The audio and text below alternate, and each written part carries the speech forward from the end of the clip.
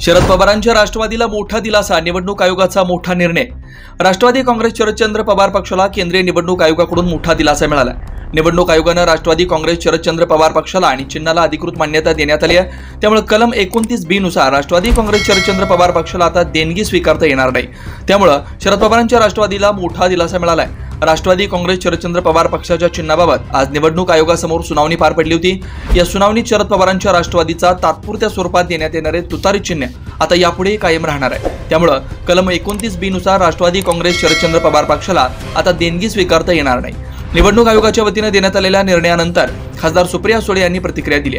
आम्हाला तुतारी हे चिन्ह तात्पुरत्या स्वरूपात देण्यात आलं होतं, पण आम्हाला देणगी स्वरूपात रक्कम घेण्याचा अधिकार दिलेला नव्हता, तसेच कर लाभ देखील मिळत नव्हते। आता आमची विनंती निवडणूक आयोगाने मान्य केली।